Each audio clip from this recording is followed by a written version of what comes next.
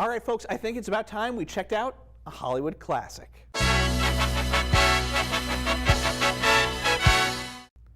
This week's Hollywood classic is Once Upon a Honeymoon. If you've been watching this show, you know that I have recently come around to the comedic films of the great Ginger Rogers and recognizing her as a somewhat unsung film comedian.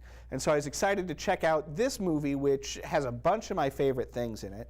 So not only do you have Ginger Rogers, you have the great Cary Grant, and you've got Nazis, as Ginger and Cary play a couple of people trying to get out of Nazi-occupied Europe.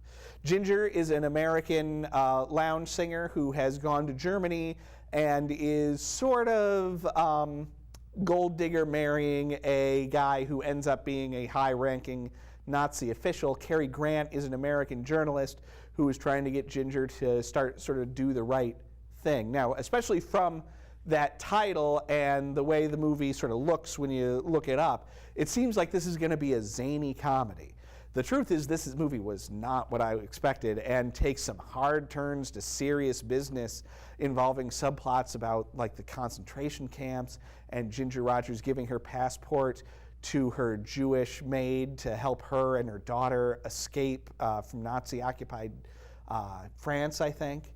There's a lot of spy work going on in this.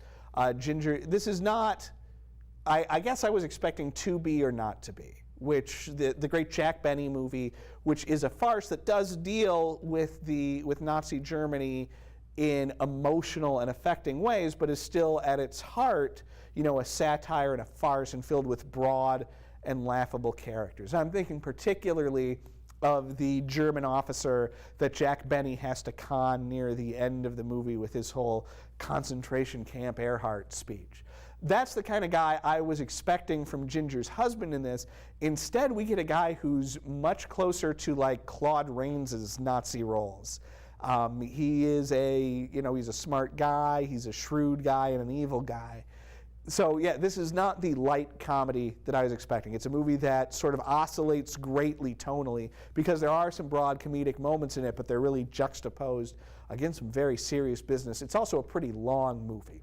It's still a good movie, just, you know, maybe not as good as it could have been, and a movie that could have used, I think, a little more, maybe one more run at the script and a little more editing.